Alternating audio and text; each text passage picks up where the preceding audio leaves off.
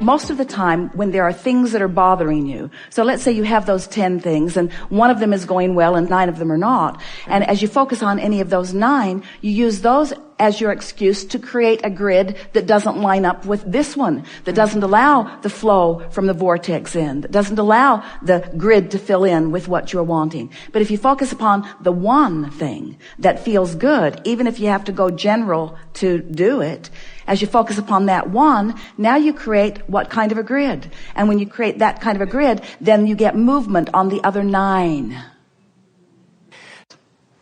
Create in advance by pre-paving more than trying to fix things that are broken. Because when you're trying to fix one of those 9 things that isn't going very well, you're off in the weeds. When you're trying to fix one of those, you're usually trying to fill in your own grid from a vibrational stance that won't allow it to fill in the way you want it to. So you're just adding more power to the grid that you don't want. Right. Where if you will do what we have called pre-paving, which is just imagine into the future. Imagine it being more the way you want it to be, but be really, really, really general. Okay. You see, you've just lost a little bit of confidence because you've been observing the what isness and it's got your attention. And now you've got a sort of cycle going because you've been observing it and offering a vibration about it, so you're getting more of it. And that's why you want to pronounce that most things aren't going well and very few of them are going well. But we want you to know that in all of this, that there's so much in your vortex that will fill in as you find some way somehow to just go general on everything that doesn't feel really good and be as specific as you can be on the things that do feel good. And then just pre-pave it. Do you know what we mean by that? I do. Start generally by saying things like, well, it will get better. Right. And if that puts a knot in your stomach because you don't believe it, then say, well, I know it's gotten better for some. And if that puts a knot in your stomach because you know it got better for them because you think they were doing something in a better way than you were, then say, I'm going to figure this out. Or I've been here before on some things and I did get a smoother ride eventually. Just keep talking until you give yourself that release. And as you find that release, then you know you've released resistance.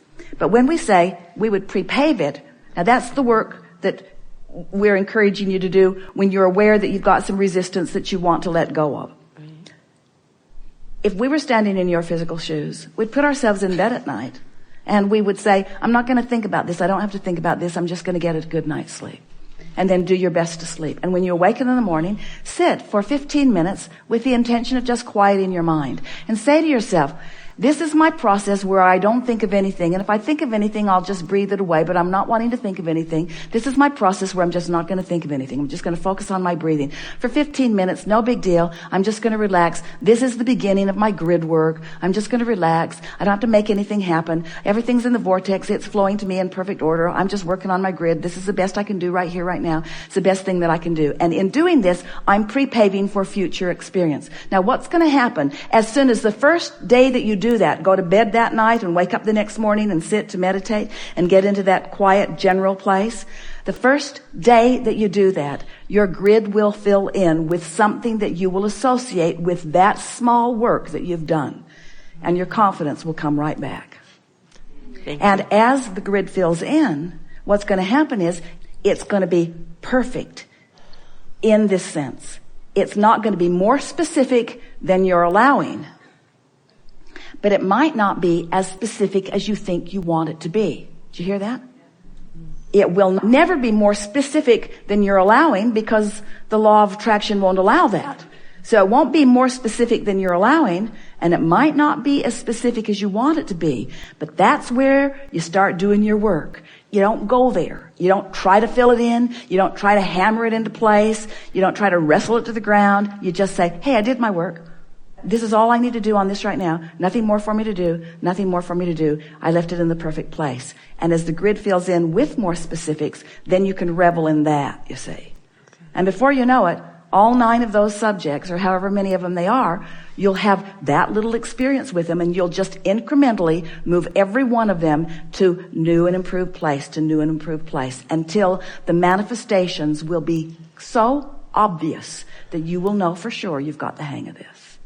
Let's use the word momentum every time we think of grid, because your grid is your point of attraction and it is filling in. And sometimes, because of what you've been living, you've parlayed a moment in time to a very specific momentum. And it's just better to just let that momentum happen. But that's when, as we were saying to our friend earlier, you want to prepave for the next one. So all of your parenting tools, every trick in your parenting bag of tricks, if we were standing in your physical shoes, would be held in the prepaving, in the deciding what tomorrow is going to be, rather than trying to fix the momentum of today. Because as you go general, in other words, you can't get general enough to soothe yourself in the middle of that high-pitched tantrum. You just can't. Because everything about it has you knowing what you don't want more than it has you knowing what you do want. And you just can't get there from there, not right now, this red hot minute. So just have the experience and know that, as we were saying earlier, you've put all kinds of new clarity into your vortex. And what's in there? What did that tantrum just put into your vortex? What piece of creation? What specific piece? What powerfully moving specific piece did that tantrum just put into your vortex? But specifically right now, you're putting, I'd like some peace and quiet. Specifically, you're putting, I would like more cooperation. Specifically, you're putting, I would like more cooperation from other members of the family who are in some ways exacerbating this. It didn't have to go that far. You're just shoveling it in there fast in the middle of all of that, aren't you? And so if you accept that this is not the moment in time to do something about it, but instead, as our friend was saying earlier, revel in the knowledge that your negative emotion is your indicator that good things are happening, and later you will be the recipient of those good things that are happening. Now that's what prepaving is, isn't it? Isn't prepaving anticipating future receipt of some specific manifestation that will be pleasing to you when it comes? Isn't that what prepaving really is? So you just go as general as you can. You'll just sort of relax and laugh at the inevitability of this playing out. But what you're putting in your vortex is fewer of these. More time between them. Less volume when they happen. More understanding from everyone, until it won't be long until you'll be looking at that from inside the vortex through the eyes of Source, just sort of reveling in what this little one is putting in the vortex. Alignment no matter what. So after a few days of this, you'll find yourself laughing during the tantrum. It will, and you'll be laughing for these reasons. You'll be laughing because stuff's going in the vortex and they don't know it, and it will be reminiscent of what you've been doing too. You'll be laughing because you're through the main discomfort of it. You've come out into the light so that you're looking at it through the eyes of Source. You'll be laughing because you'll be wondering why it took you so long to get to this place. When we say we want you to be happy about your own discord because it's an indication of your guidance system, when you know what you don't want, you really know what you do want. And when you really know what you do want and you're not there, you're nervous, you're uncomfortable, you're fitful, you're pensive, you're sharp with your tongue, you don't smile as much, you're in a bad mood. In other words, your tantrums are maybe displayed differently, but everybody is having them. And it's a good thing, because we would never, ever, ever, ever want any of you to acclimate to unwanted to such a degree that you don't know that you're in a place of creating something that you do not want. People say, oh, it just came out of the blue. And we say, no, it didn't. It came out of the oblivious. And the reason it came out of the oblivious is because you're not sharpening your desires, you see. Those tantrums are when you really, really, really know what you don't want. You really, really know what you do want. And if you wait, and there's a big vibrational difference between one and the other, then the discord is stronger. But the coming into alignment is sweeter. We think you like the drama of it, all of you. But if you want a little less drama, then you know what you don't want, you know what you do want, you line up with it. You've got it. You know what you don't want, you know what you do want, you line up with it. You've got it. You know what you don't want, you know what you do want, you line up with it. You've got it. You can play it any way you want, you see. The kids would play it more that way if you all were not getting in their way so much. Because the universe will deliver to all of you exactly what you want. Your grids are filling in, you see. So let's start in another place. So let's say that you are moving through life experience and things are bothering you. Like our friend had 9 things that were not going well and something that is going well, but she's chronically, or you're chronically involved in the 9 things that aren't. And so your attention is upon those. So without really being too aware of it, you've got more resistance going on than you think you do, than you want to admit to. Right. So through all of that process, and if you're particularly active, if you're particularly involved in life experience, then you're launching lots of rockets of desire. And so your vortex is spinning, your stream is moving fast, who you really are is vibrating at this high pure place. But more and more things you're using as your excuse to not be vibrationally up to speed with that. Mm-hmm. So then, in the same way that you are really not aware that you were specifically creating and specifically holding yourself apart from what you're wanting, you're also probably not aware that you're giving attention specifically to things that you're pushing against. And the way things manifest, wanted or unwanted, something specific does not come to someone who hasn't activated the specifics of that vibration within them.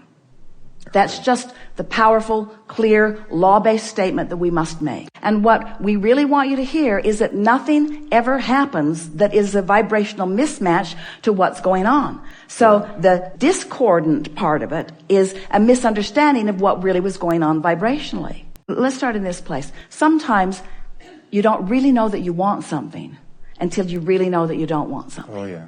Sometimes you don't really know that you don't want something until you really know that you want something. Mm-hmm. And so, attention to what you want. Sometimes you're picking up that stick, thinking that you're giving your attention to what you do want without realizing that you're pushing against what you do not want. Yeah. We don't want to get too heavy into this. You said it's a heavy subject because this is one of the reasons that we moved from calling this gathering the art of allowing rather than the science of deliberate creation. Because as you get so specifically focused, as you try to contemplate every single thought that you're thinking and put it into some sort of category about whether I thought it more than others, we just want you to understand that nothing manifests that is out of vibrational whack with what you've got going on. This analogy that we're going to offer you here is going to answer your question completely. You may have heard us say that what manifests is always a vibrational match to what you're thinking and feeling. It always is. And then we take it further, and it's easy for you to understand this, that what manifests in your dream state, what you're dreaming about, is also a manifestation of what you're thinking and what you're feeling. But we want you to focus for just a little bit that your dream and your real life experience, but it's easier to hear it about the dream. Your dream is showing you a perfect representation of the essence of what you've got going on vibrationally.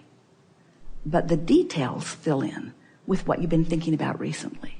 Sometimes people say, I had this dream and it was weird because it was people I didn't really know, or it was about this specific thing that I saw that on television the other day, or I saw that in a magazine the other day. So you're filling in the details with stuff that's still active within you. But the happening within it and the way the dream caused you to feel is the true meat and substance of the creation, as is what's manifesting. And so the details of it, they're just the filler.